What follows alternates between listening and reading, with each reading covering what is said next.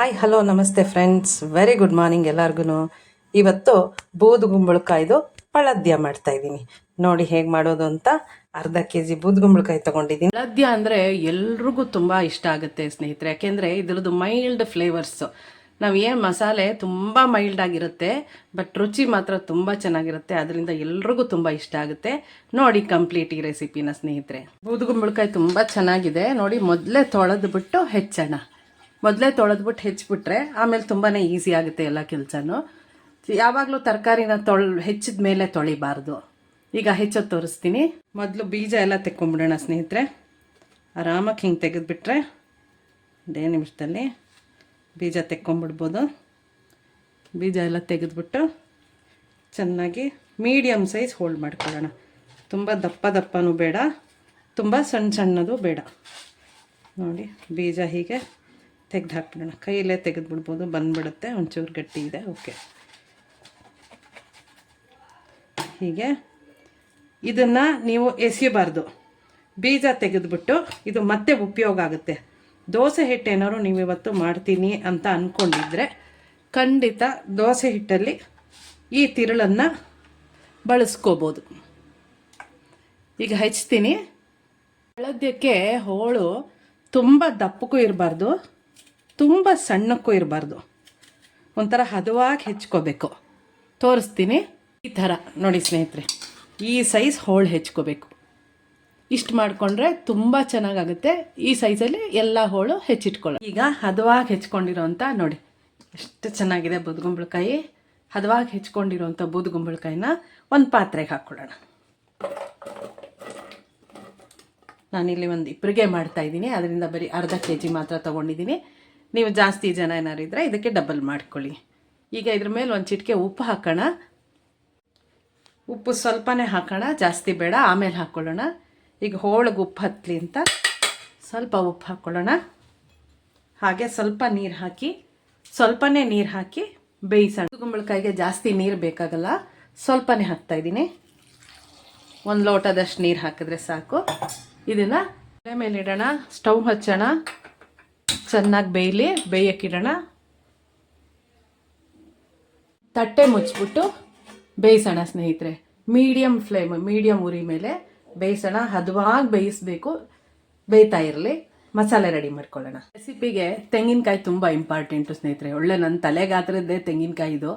ಆದರೆ ನಮಗೆ ಒಂದು ಮೀಡಿಯಮ್ ಬಟ್ಲಷ್ಟು ತೆಂಗಿನಕಾಯಿ ತುರಿ ಆದರೆ ಸಾಕು. ನೋಡಿ ನನ್ನ ಹತ್ರ ತೆಂಗಿನಕಾಯಿ ತುರಿಯೋದು ಈ ಥರ ಇದೆ. ಹಿಂಗೆ ಫಿಕ್ಸ್ ಮಾಡ್ಕೊಂಬಿಡ್ಬೋದು ಜಗ್ಲಿಗೆ, ಮತ್ತು ಗೋಡೆಗೆ ನೆತ್ತಾಕ್ಬಿಡ್ಬೋದು. ಇದು ಕೇರಳದಿಂದ ತಂದಿದ್ದು. ಭಾಳ ಚೆನ್ನಾಗಿದೆ, ಭಾಳ ಶಾರ್ಪ್ ಆಗಿದೆ, ಭಾಳ ಬೇಗ ಆಗುತ್ತೆ ಕೆಲಸ.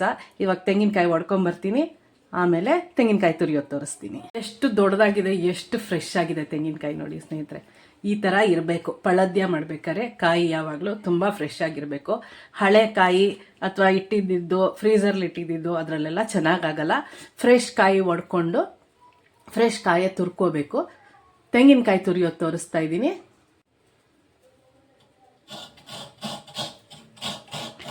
ಎಷ್ಟು ಈಸಿ ಅಂತ ಇದರಲ್ಲಿ ತುರಿಯೋದು. ಭಾಳ ಬೇಗ ಆಗುತ್ತೆ ತುರಿ.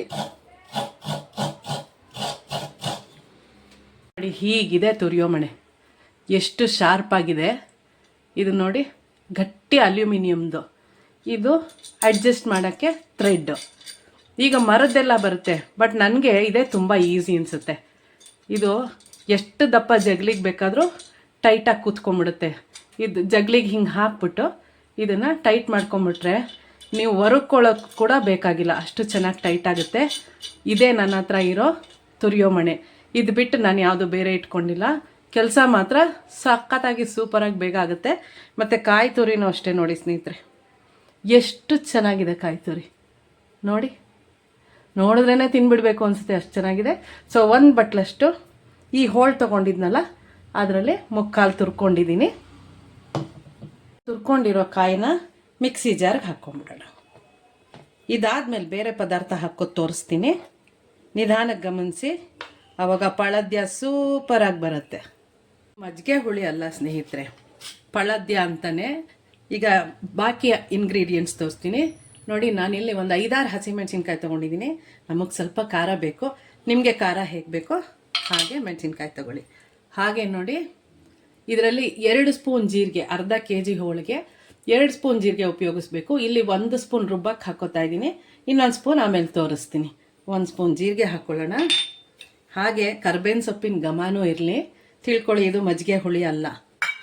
ಈಗ ಇದಕ್ಕೆ ಗೋಡಂಬಿ ಹಾಕ್ತಾ ಇದ್ದೀನಿ ನಾನು. ಒಂದು 8-10 ಗೋಡಂಬಿ ಹಾಕ್ಕೊಳ್ಳೋಣ. ಗೋಡಂಬಿ ಅಕಸ್ಮಾತ್ ಮನೇಲಿ ಇಲ್ಲ ಅಂತಂದರೆ ನೀವು ಆರಾಮಕ್ಕೆ ಅಕ್ಕಿ ಹಿಟ್ಟು ಬೆರೆಸ್ಕೋಬೋದು. 1 ಸ್ಪೂನಷ್ಟು ಅಕ್ಕಿ ಹಿಟ್ಟು ಹಾಕೊಂಡ್ರೆ ಗಟ್ಟಿ ಬರುತ್ತೆ.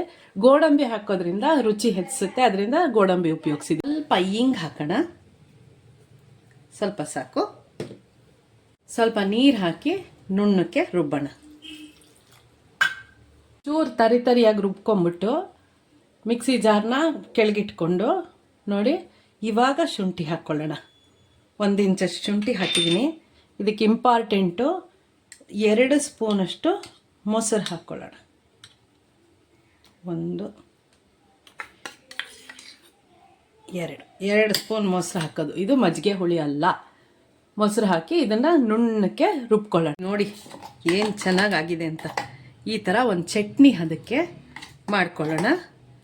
ಮೊಸರು ಹಾಕಿದ್ನಲ್ಲ ಅದೇ ಸ್ಪೂನ್ ಉಪಯೋಗಿಸಿದ್ದೀನಿ. ನೋಡಿ, ಈ ಥರ ಒಂದು ಅದಕ್ಕೆ ಮಸಾಲೆ ತಯಾರಾಗೇ ಹೋಯ್ತು. ಈಗ ಹೋಳು ಬೆಂದಿದೆಯಾ ನೋಡೋಣ.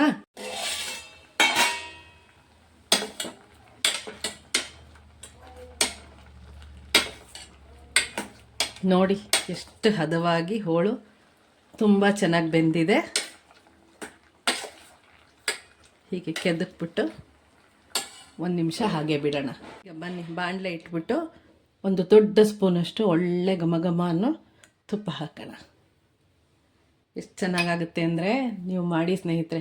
ತುಪ್ಪ ಹಾಕಿದ್ಮೇಲೆ, ತುಪ್ಪ ಒಂಚೂರು ಬೆಚ್ಚಗಾದ್ಮೇಲೆ, ಆವಾಗಲೇ ಹೇಳಿದ್ನಲ್ಲ 2 ಸ್ಪೂನ್ ಜೀರಿಗೆ ಬೇಕೇ ಬೇಕು. ಜೀರಿಗೆದೇ ರುಚಿ ಇದರಲ್ಲಿ ತುಂಬ ಚೆನ್ನಾಗಿ ಬರೋದು. ಇವಾಗ ಇಲ್ಲಿ ಇನ್ನೊಂದು ಸ್ಪೂನು ಜೀರಿಗೆ ಹಾಕ್ತಾಯಿದ್ದೀನಿ. ಜೀರಿಗೆ ಹಾಕೋದು ತೋರಿಸ್ತಾ ಇದ್ದೀನಿ. ಜೀರಿಗೆ ಒಂಚೂರು ಚಟಪಟ ಅನ್ನಲಿ. ಬೇಯಿಸಿದ ಉದ್ಗುಂಬಳಕಾಯ್ದು ನೀರು ಬಗ್ಗಿಸಿ ತೆಗೆದುಬಿಡೋಣ. ನೀರು ಬಗ್ಗಿಸ್ಕೊಂಬಿಡೋಣ. ಇರಲಿ ನೀರು, ಹೇಳ್ತೀನಿ ಏನು ಮಾಡಬೇಕು ಅಂತ, ಆಮೇಲೆ ಬೆರೆಸ್ಕೊಳ್ಳೋಣ. ಇದನ್ನ ಬರೀ ಹೋಳು ಮಾತ್ರ ಇಟ್ಕೊಳ್ಳೋಣ. ಈ ಜೀರಿಗೆ ಘಮನೇ ಜಾಸ್ತಿ. ಈಗ ನೋಡಿ, ಜೀರಿಗೆ ಚಟಪಟ ಅಂದಿದೆ. ಈಗ ಈ ಹೋಳುಗಳನ್ನ ಇದಕ್ಕೆ ಹಾಕೋಣ.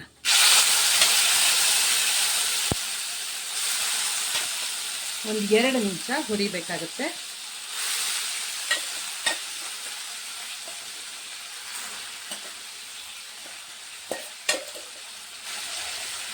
ಎಲ್ಲ ಹೋಳು ಹಾಕ್ಕೊಂಬಿಡೋಣ. ಚೂರು ನೀರಿದ್ರೆ ತೊಂದರೆ ಇಲ್ಲ. ಎಲ್ಲ ಹೋಳು ಹಾಕ್ಕೊಂಡಾಯ್ತು.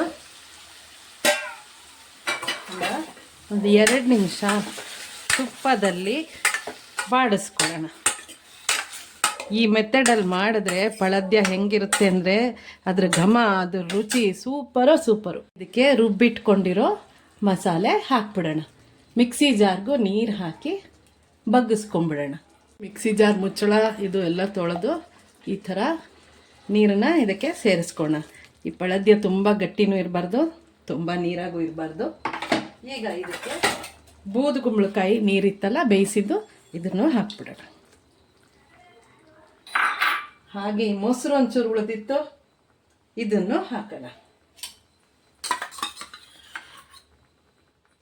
ಚೂರು ಮೊಸರು ಉಳಿದಿತ್ತು ಈ ಬಟ್ಲಲ್ಲಿ, ಅದನ್ನು ಹಾಕ್ಬಿಡೋಣ. ಇಷ್ಟೇ ಮೊಸರು ಇದಕ್ಕೆ, ಇನ್ನೇನು ಜಾಸ್ತಿ ಬೇಡ. ಮಜ್ಜಿಗೆ ಹುಳಿಗಾದರೆ ತುಂಬ ಮೊಸರು ಹಾಕ್ತೀವಿ. ಇಲ್ಲಿ ಹಾಗಲ್ಲ, ಬರೀ 3 ಸ್ಪೂನಷ್ಟು ಮೊಸರು ಮಾತ್ರ ಉಪಯೋಗ ಆಗುತ್ತೆ ಅಷ್ಟೇ. ಸೊ ಇದನ್ನು ಚೆನ್ನಾಗಿ ಮಿಕ್ಸ್ ಮಾಡೋಣ, ಕುದಿಸೋಣ.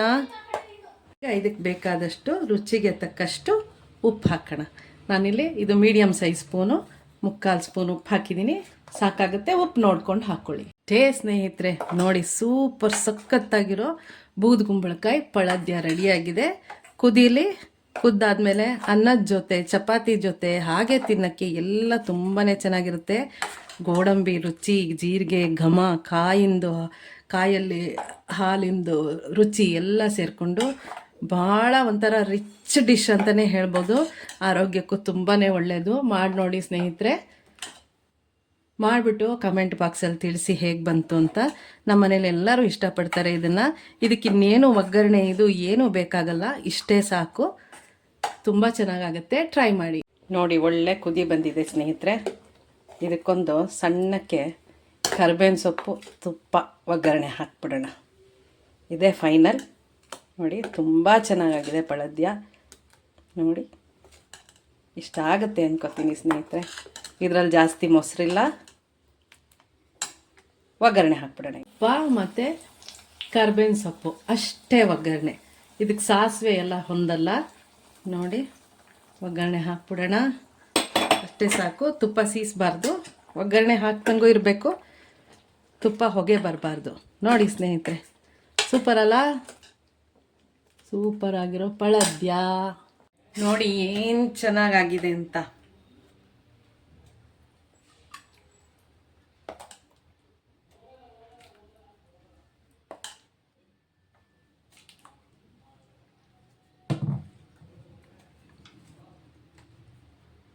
ಸ್ನೇಹಿತರೆ, ಕಣ್ಣಿಗೂ ಹಿತ, ನೋಡೋಕ್ಕೆ ದೇಹಕ್ಕೂ ಹಿತ, ತಿಂದರೆ ಆರೋಗ್ಯಕರವಾದ ರೆಸಿಪಿ.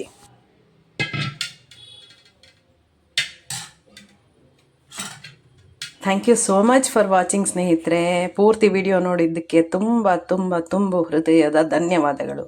ನೆಕ್ಸ್ಟ್ ರೆಸಿಪಿಲಿ ಸಿಗ್ತೀನಿ. Thank you.